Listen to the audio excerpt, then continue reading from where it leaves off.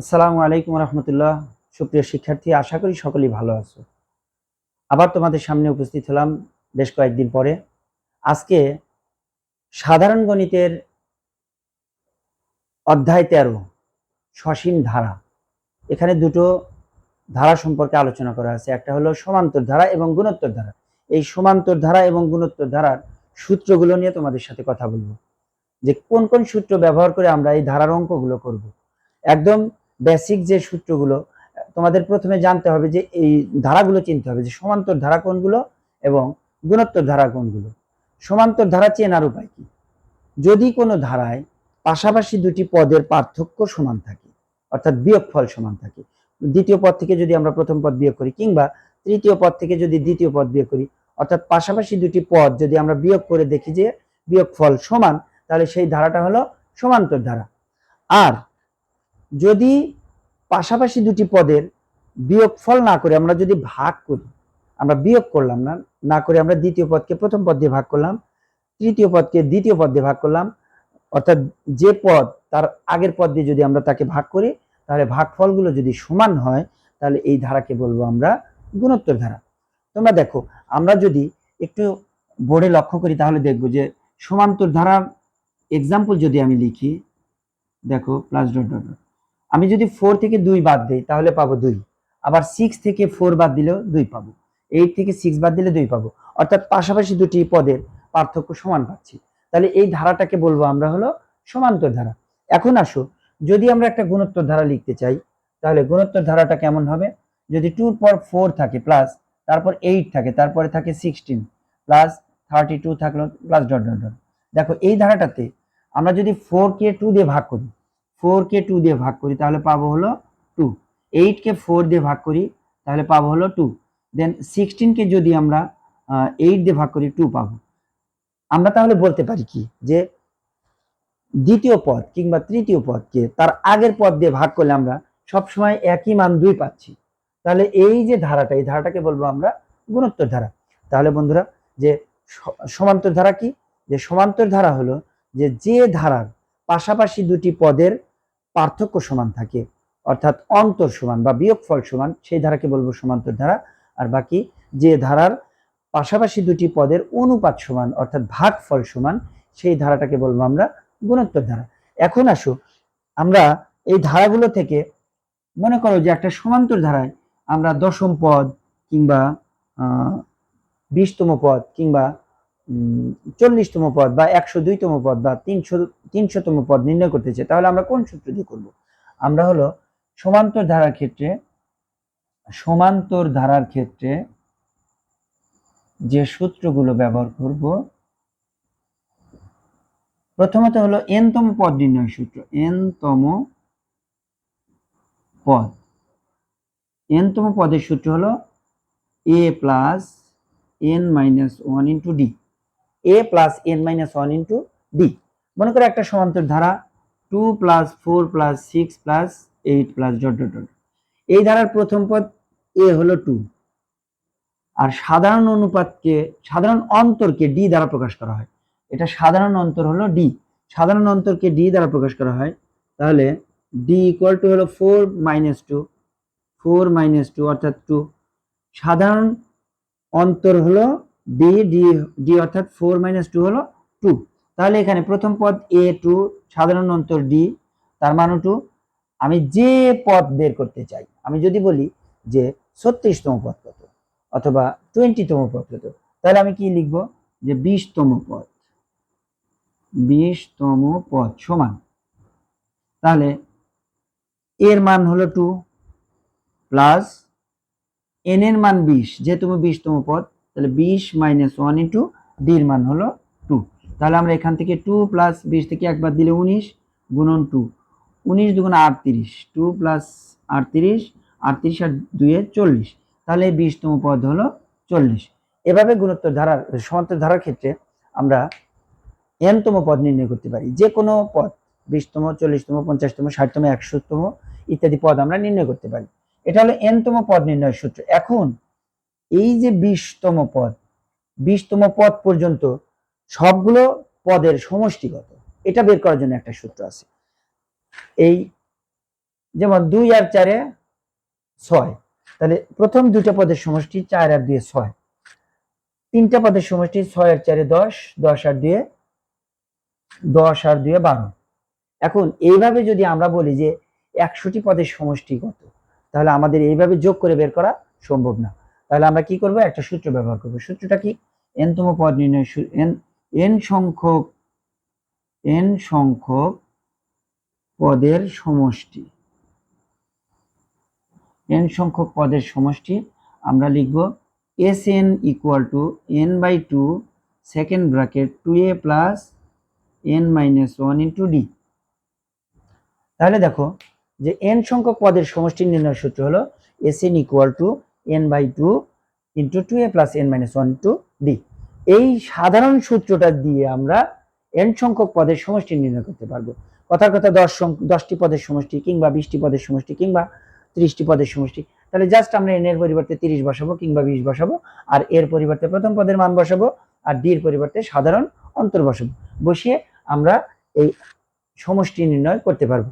তাহলে দেখো যে সমান্তর ধারার ক্ষেত্রে n তম পদ এবং n সংখ্যক পদের সমষ্টি, এই দুইটা সূত্র দিয়ে আমরা অঙ্কগুলো করব।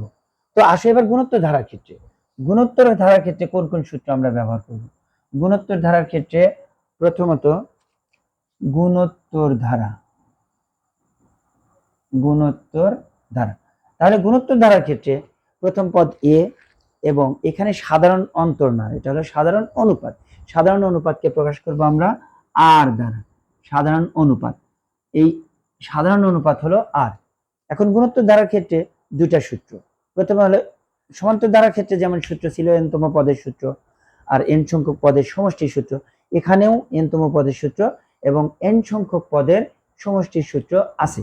তবে n তম পদের সূত্রটা আগে লিখে দিই, যে আমরা যদি n তম পদ বের করতে চাই, n তম পদ, তাহলে আমরা লিখব n তম পদ equal to ar two the power n-1, ar two the power n-1।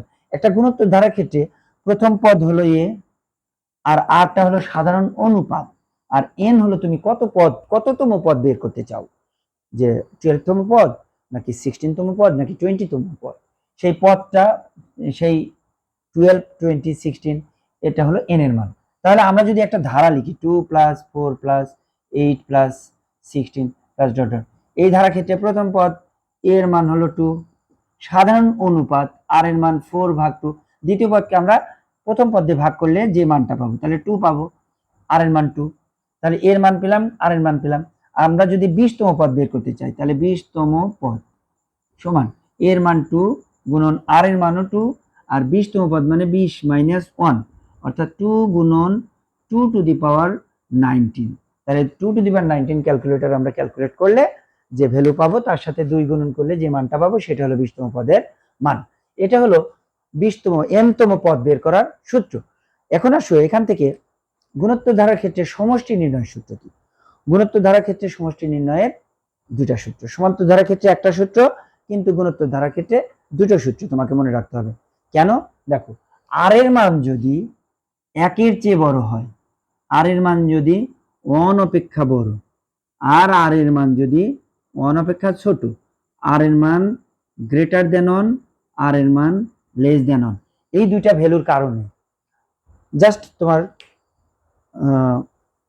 অনুপাত, সাধারণ অনুপাতের কারণে আমরা সমষ্টি দুটা পাবো। সাধারণ অনুপাতটা যদি 1 এর চেয়ে বড় হয় তাহলে একটা সমষ্টির সূত্র পাবো, আর সাধারণ অনুপাত যদি 1 এর চেয়ে ছোট হয় তাহলে একটা সূত্র আমরা পাবো।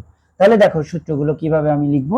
সূত্রগুলো যদি তোমরা একটু ভালো করে মুখস্থ করো বা মনে রাখো তাহলে অঙ্ক করা একদম সহজ হয়ে যাবে। তাহলে Sn সমান a into r to the power n-1 ভাগ r-1। যেহেতু r to the power n-1 ভাগ r-1 লিখেছি আমি, তাহলে এখানে হলো r greater than 1, r greater than 1।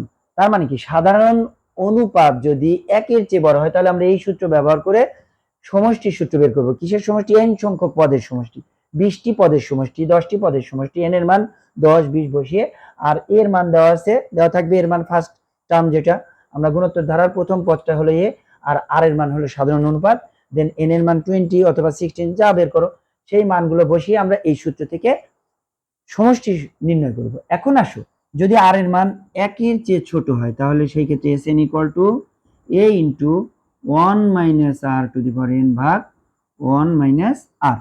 এইখানে যেহেতু 1 আগে আর পরে, সো r লেস দ্যান 1। সূত্রটা মনে রাখা একদম সহজ। যেহেতু r যদি 1 এর চেয়ে বড় হয় তাহলে r থাকবে প্রথমে, r to the power n। আর r যদি 1 এর চেয়ে ছোট হয় তার মানে 1 বড়, r ছোট, সুতরাং 1 আগে। 1 যেহেতু বড় তাহলে 1 আগে, আর r যেহেতু ছোট সুতরাং r পরে, তাহলে 1 minus r to the power n by 1 minus r। তাহলে তোমরা নিশ্চয়ই বুঝতে পারছো যে সমান্তর ধারা এবং গুণোত্তর ধারার ক্ষেত্রে যে সূত্রগুলো সেগুলো কিন্তু মোটেও কঠিন না, এগুলো একদম সহজ এবং একদম অর্ডিনারি। সো তোমরা সূত্রগুলো অবশ্যই ভালোভাবে মুখস্থ করবে। এখন আসো যে গুণোত্তর ধারার ক্ষেত্রে কিছু জেনারেল ফর্মুলা আছে। যেমন গুণোত্তর ধারার ক্ষেত্রে যদি স্বাভাবিক সংখ্যা থাকে, স্বাভাবিক সংখ্যা 1 plus 2 plus 3 plus plus n, স্বাভাবিক সংখ্যার সমষ্টির সূত্র, স্বাভাবিক সংখ্যার সমষ্টির সূত্র হলো n ইন্টু n প্লাস 1 ভাগ 2। গুণোত্তর ধারার ক্ষেত্রে স্বাভাবিক সংখ্যার সমষ্টির সূত্র হলো n ইন্টু n প্লাস 1 ভাগ 2। স্বাভাবিক সংখ্যার সমষ্টির সূত্র n ইন্টু n প্লাস 1 ভাগ 2। এখন আসো, স্বাভাবিক সংখ্যার যদি বর্গ থাকে 1 square plus 2 square plus 3 square plus plus n square, তাহলে সেই ক্ষেত্রে সূত্রটা কি? সেই ক্ষেত্রে সূত্রটা হলো n into n plus 1 into 2n plus 1 ভাগ 6। এই সূত্রটা এমসিকিউতে বেশি বেশি আসে, তোমরা একটু ভালো করে মনে রাখবে যে 1 square plus 2 square plus 3 square plus plus n square. তাহলে এখানে স্বাভাবিক সংখ্যার বর্গের সূত্র, স্বাভাবিক সংখ্যার বর্গের সমষ্টির সূত্র n into n plus 1 into 2n plus 1 ভাগ 6। এই ক্ষেত্রে n এর মান যদি বলা থাকে 1 প্লাস 2 প্লাস 3 প্লাস প্লাস 50, এটার সমষ্টি কি? তাহলে আমরা সিম্পলি n এর পরিবর্তে 50 বসিয়ে আমরা সমষ্টি নির্ণয় করব। সো দেখো, আরেকটা সূত্র আছে যে স্বাভাবিক সংখ্যার ঘনের সমষ্টি সূত্র। স্বাভাবিক সংখ্যা 1 তার উপর ঘন plus 2 cube plus 3 cube plus plus n cube যদি থাকে তাহলে সেই ক্ষেত্রে সূত্রটা হলো জাস্ট এটার উপর হোল স্কয়ার। স্বাভাবিক সংখ্যার সমষ্টির সূত্র হলো n ইন্টু n প্লাস 1 ভাগ 2 সেকেন্ড ব্র্যাকেট দিয়ে এটার উপর হোল স্কয়ার দিলে স্বাভাবিক সংখ্যার ঘনর সমষ্টির সূত্র হয়। সো খুব সংক্ষেপে তোমাদেরকে সূত্রগুলো আমি ব্যাখ্যা করলাম এবং বুঝিয়ে দিলাম কিভাবে সূত্রগুলো পড়বে, মুখস্থ করবে। তোমরা অবশ্যই সূত্রগুলো ভালোভাবে মুখস্থ করবে এবং সূত্রগুলো বুঝে বুঝে অঙ্কগুলো করবে। আশা করি সকলেই বুঝতে পেরেছো সূত্রগুলো, এবং ভবিষ্যতে তোমাদের আবার নতুন কোনো ক্লাস নিয়ে তোমাদের সামনে উপস্থিত হবো। সে পর্যন্ত সকলেই ভালো থেকো, সুস্থ থাকো। আসসালামু আলাইকুম ওয়া রাহমাতুল্লাহ।